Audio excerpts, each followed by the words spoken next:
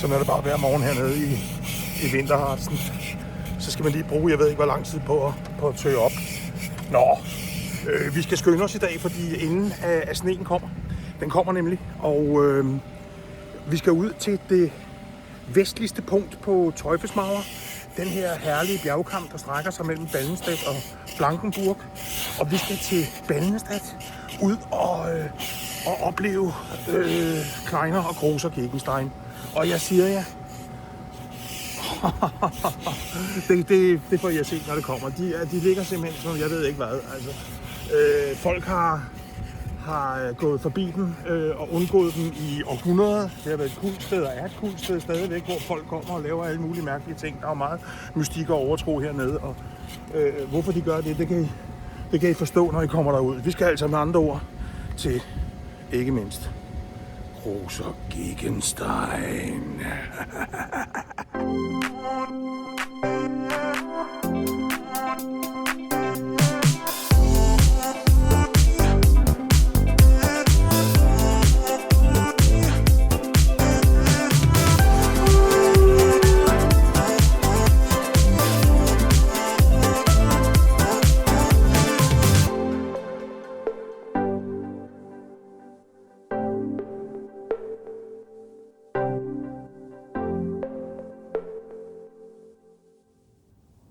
Så er vi her ved Naturschutzgebiet Gegensteine. Schlosspark, det er jo altså Ballenstedt Slot, der åbenbart er det hele område som parker. Man kan se, fra, når man står på Ballenstedt Slot, som ligger sådan 4 km herfra, så kan man se, vi kommer også til at se det, så kan man se Gegenstein. Begge to, Kleiner og Großer Gegenstein. Altså sin gang, ja, vi er nemlig lige der på P-pladsen. Og så kommer vi gående her rundt om Kleiner Gegenstein, og herhen op til Großer Gegenstein. Og forhåbentlig så kommer vi op på Großer Gegenstein. Og så gør vi det, at vi går videre ud af den her højderyg, der er her, og af en markvej, den vej her, hele vejen langs det, der hedder Steinberge her, op til Rosenburg. Og så kommer vi til at gå ud af kortet og ned igen, og så kommer vi til at gå hjem, altså ud bilen her, parkeringspladsen, af det, der hedder Schierberge her, og hele vejen ned her til P-pladsen igen.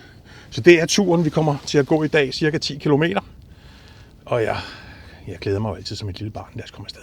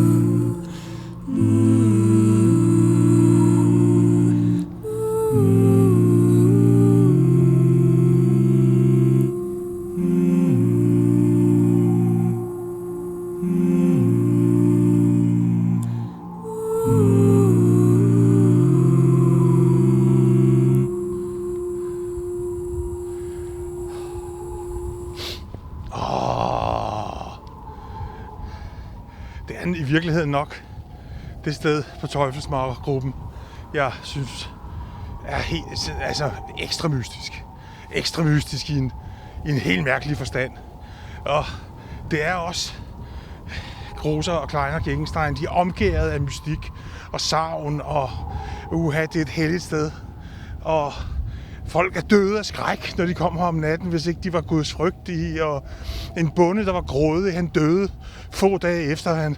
Det var sådan, der er sådan en legende, det er et savn, der går på, at der valborgsaften, der hvor heksene samles, der åbner der sig her en skjult skat i Groser Gegenstein. Og han ville ind og have den grådige bonde, men altså døde et par dage efter. Så der er alt muligt tryk på her med overnaturlighed. Og det er jo et tema, der går igen hernede i Harzen med hekse og med alle mulige væsner. Simpelthen fordi, at Harzen er et mystisk sted. Altså Bloksbjerg, der er, jeg tror, der er det 40 dage om året, hvor det ikke er overskyet og sådan noget, ikke? Så der er alle mulige grund til at mene, at det her sted, det er fyldt med ånder og alt muligt. Og selvfølgelig har det er jo hele Teufelsmachergruppen, kultsteder, kultiske steder, hvor fortidens mennesker har dyrket deres tro.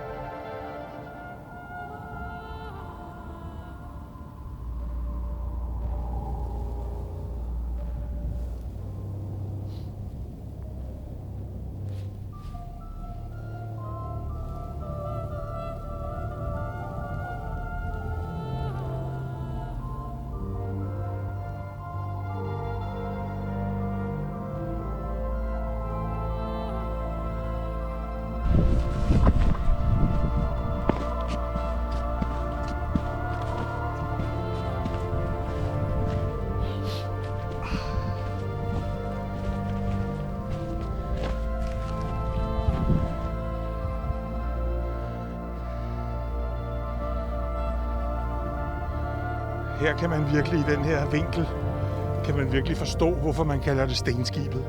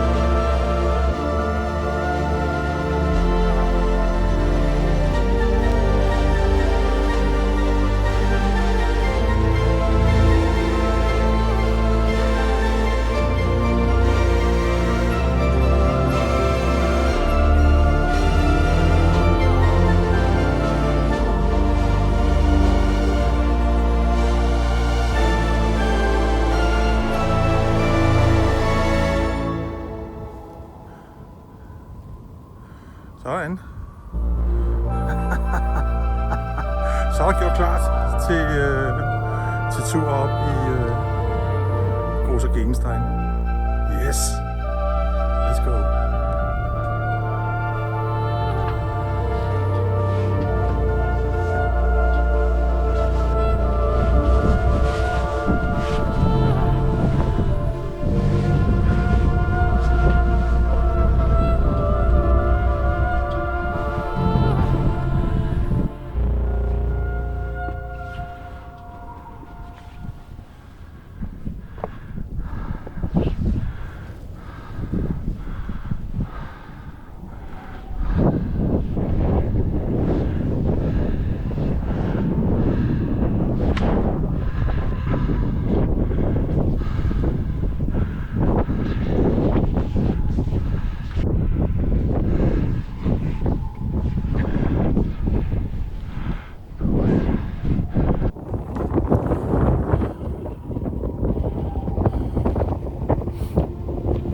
er simpelthen få øjeblikke i mit liv på den jord, der slår en tur til Kruse Kirkestein.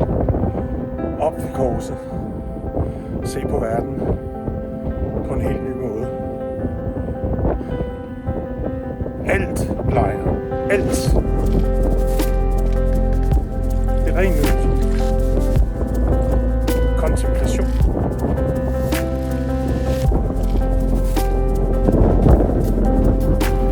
Kontemplation på toppen af Kruse Kirkestein.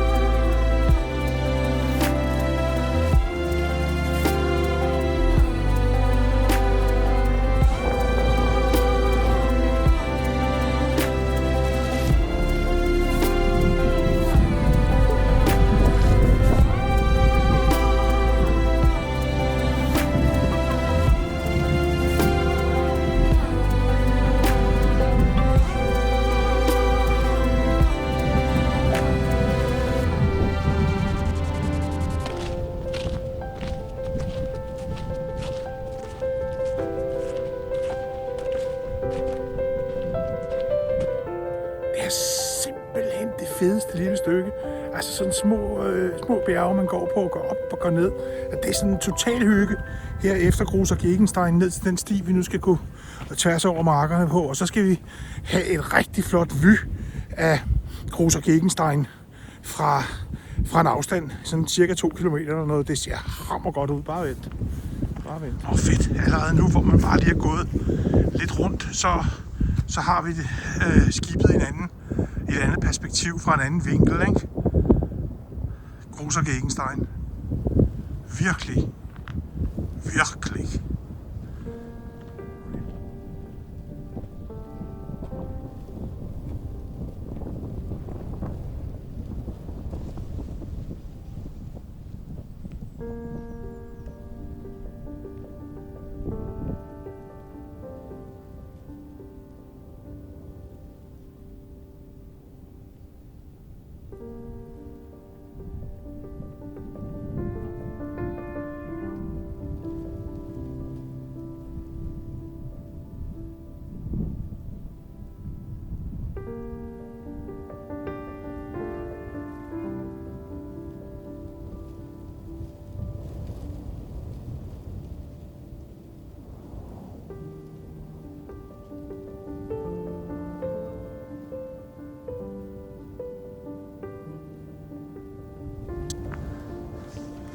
Så skal vi informeres.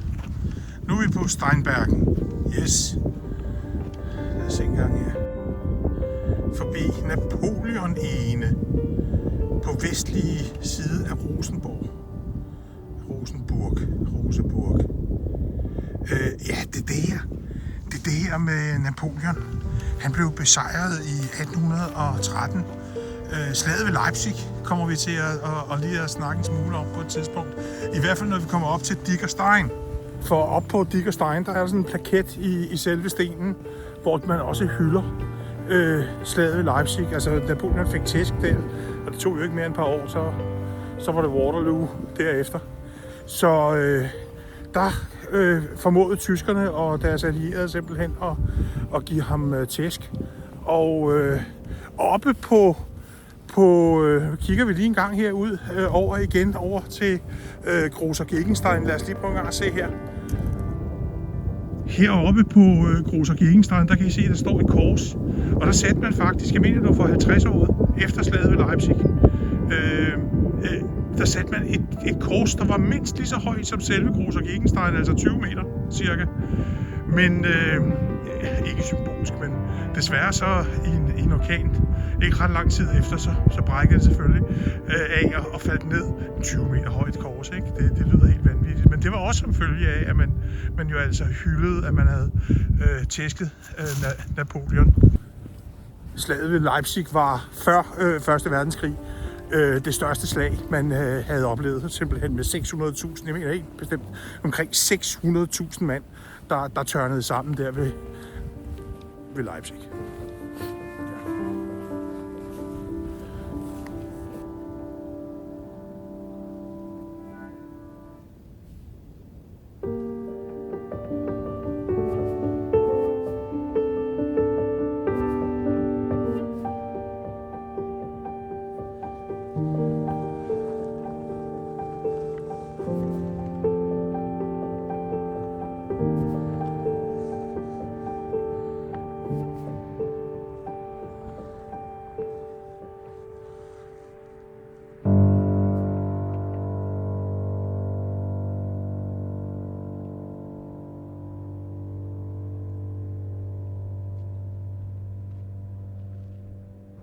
Ja, så er vi her ved Napoleons ene.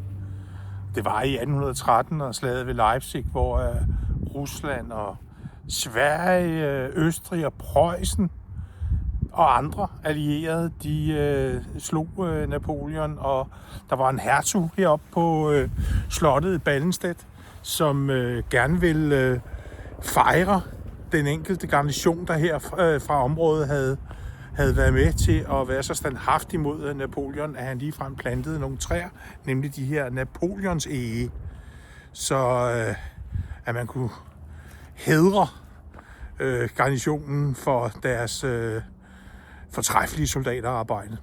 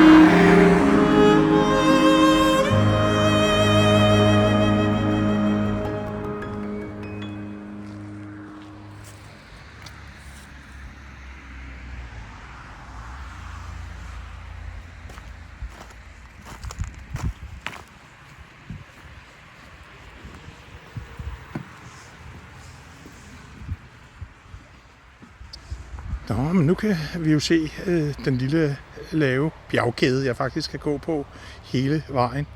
Og jeg kan endda også se Mohrenkopf, som er også en stor sten, dog ikke så stor som den, der vi skal ned til nu, nemlig Dickerstein. Men det er altså den, vi skal gå sådan ovenpå hele vejen. Også bevokset med hele vejen igennem, så ufattelig smukt. Man går og vader i æren.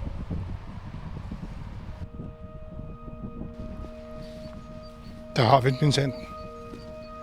Dickerstein.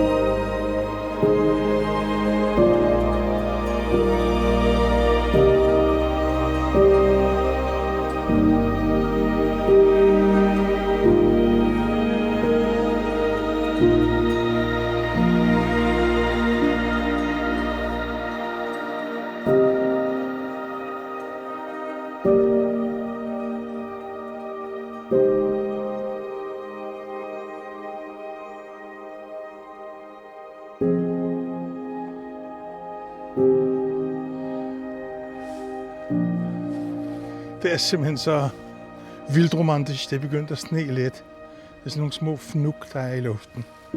Her hvor vi forlader Dickerstein for denne gang. Tschüss, Dickerstein. Und nun Mohrenkopf.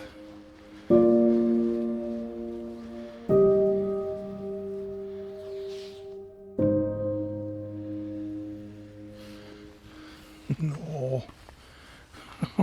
En lille en. Lige se der. Hej. Hvor er du sød. Så står I inde under træerne der, fordi det sneer lidt. Hold op, hvor er du bare nuttet. Hvor er I nuttet. Hold da op, hvor er I nuttet. Der er altså 1 million på nuttighedsfaktoren der, det er der. Tak skal du have.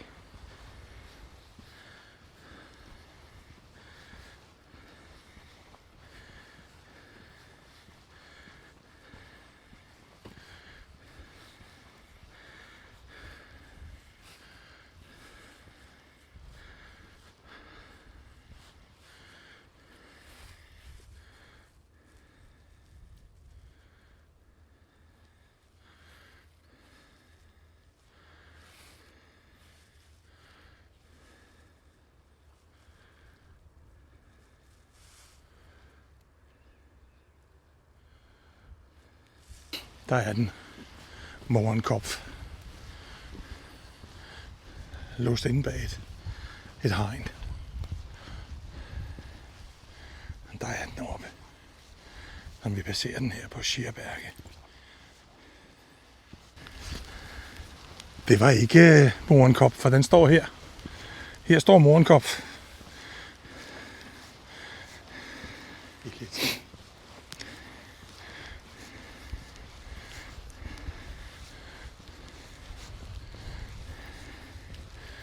Ja, sådan meget markant, må man sige.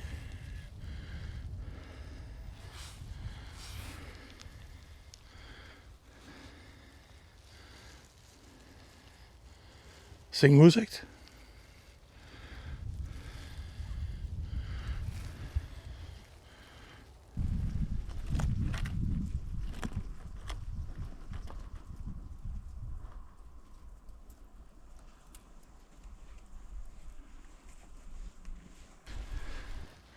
Det er helt for godt det her. Det pud og sne. Altså virkelig totter. Sådan nogle rigtige vattotter. Vattot-sne simpelthen. Det er helt vildt. Det er sindssygt behageligt at gå i. Vinterharzen altså. Vandremand i Vinterharzen. Det kan jeg godt holde ud det her. Og hvad har vi? Sådan et par kilometer tilbage, eller et eller andet den stil. Måske 3. Her er det vanvittige smukke Schierberge. Lille bjergkæde. Altså. Nøj.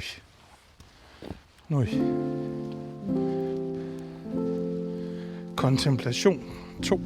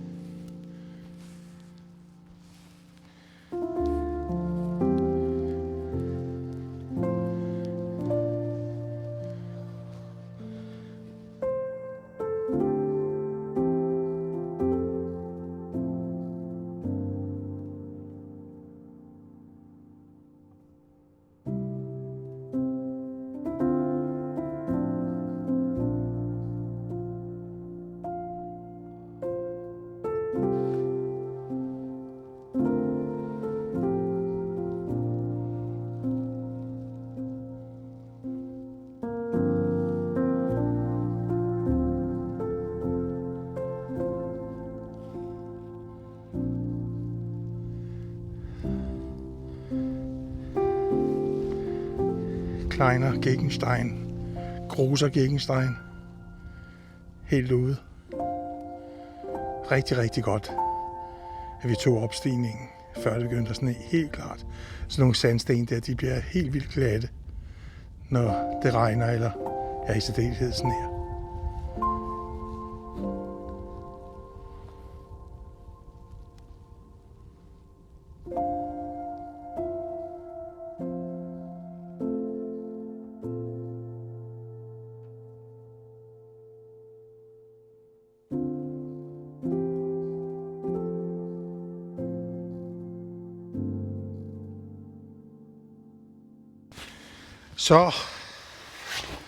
Så nåede vi P-pladsen. 10 kilometer af med den her. Men den har altså været god af på. Det har været rigtig, rigtig koldt. Det har været rigtig, rigtig, rigtig koldt. Helt vildt koldt deroppe på Gegenstein. Men som I kan se på sneen, så er der jo helt stille. Der er ikke rigtig noget vind. Jeg fik set Kleiner Gegenstein. Jeg fik set Großer Gegenstein. Jeg var oppe på den. Jeg var hele vejen rundt ud og se Napoleons Ege og Rosenborg der, eller Rosenburg. Og så var vi nede og kigge på Dickerstein og ind forbi der var 2 andre faktisk. Der var den der Kopf, ikke, som jeg troede det var, men det var det jo altså ikke alligevel. Der var altså 2 sten. Og så en eventyrlig gåtur i sne. Altså, det her er døbt til at blive kontemplationsturen 2025. Altså, du går som i en meditation, og der er helt stille nu. Øj, hvor har det været godt, mand. 10 kilometer i kroppen og op og ned. Ja, og YouTubere, de går jo tilbage og henter kameraer hele tiden. Det skulle I bare vide. Der er simpelthen, man ligger og retter frem og tilbage hele tiden, hver gang man tager nogle billeder af, hvor man går. Nå, altså tak fordi I har været med. Og I kan jo se en masse ting i infoboksen på YouTube. Der står der jo planer, ruter og alt muligt, kort og alt muligt. Og tips og tricks og alt muligt. Og giv mig et like. Jeg er rigtig glad for likes, og særligt hvis man følger mig. Det er jo helt vildt. Så når der kommer nye videoer på, det gør der forhåbentlig hver 14. dag, så den bare følgen hver 14. dag fra nu af. Bare kør på. Det vandrer man. Og jeg kan godt sige, at hver en tur er et eventyr. Tak for det.